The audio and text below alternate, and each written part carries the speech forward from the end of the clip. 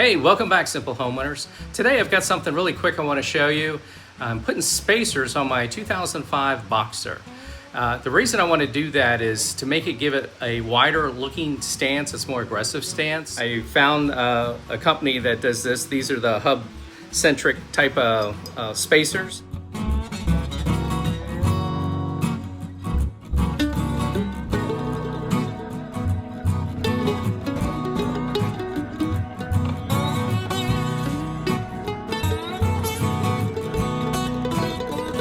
These are 15 millimeters, so as you can see, it brings it out a little bit.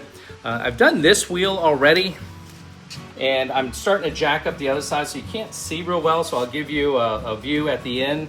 I have not done the front yet, but I'm gonna do 15 millimeter all the way around. This company sends the hubs, they look pretty good, as well as new lug nuts. The only difference I found, these lug nuts, they do not come with the locks like the stock ones do. However, they're also a different size. So the factory ones are 19 millimeter. These are the factory ones. 19 millimeter is what I've used to take off. The ones that I'm using now that came with it are 17 millimeter. I don't think that's gonna make a difference. They're a little bit longer, so we can go through the extra 15 millimeter hub spacer. So when it's done, I'll give you a look and see what you think. It's really simple and it's very reasonable price to do. This was under $100 for all four wheels. So this is a 20-year-old rim, and it cleaned up pretty good.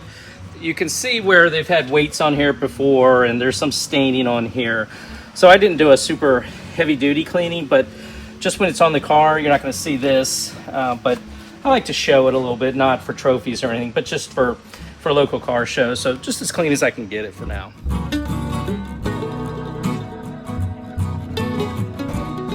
When I take my wheels off and put them on, I don't like to use the air gun except for at the very end because the lug nuts are recessed and it's hard to get to. So I like to do it the old-fashioned way by a breaker bar.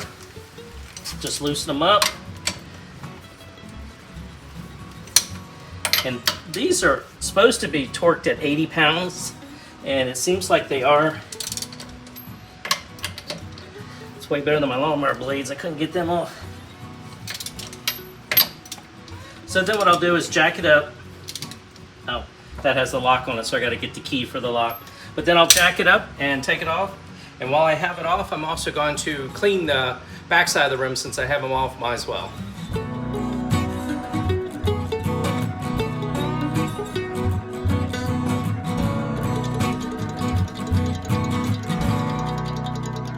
The most difficult things to do on this is because most American cars have the bolts coming out already. This one you don't, you put them in, the studs and everything go in. So they do make a tool that it's threaded, it goes in and it helps you align the tire on it, makes it go so much faster. This is, for me, is what's slowing me down. So it's just a matter of getting it in there, lining it up, lifting it up with your feet, and making sure everything is good. So.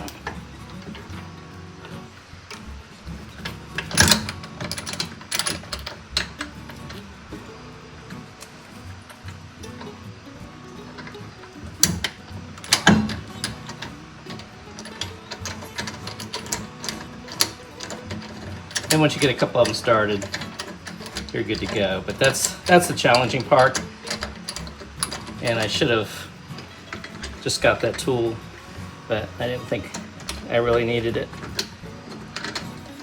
Some say the toolkits on these cars already have that on there.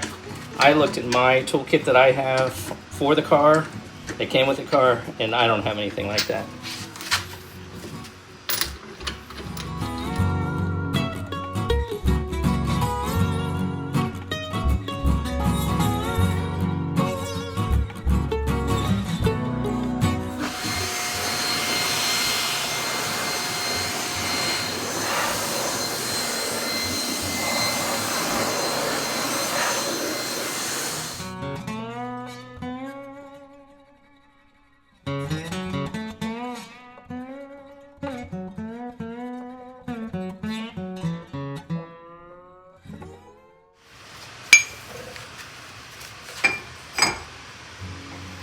all it is. Just goes on like that. You line the holes up. The fun part's holding the tire and trying to line all that up at the same time. I like to have the valve stems facing down all the way around. Okay, it's lined up. Right now I have it lined up with the bolt. Now I have to get the tire to line up with it.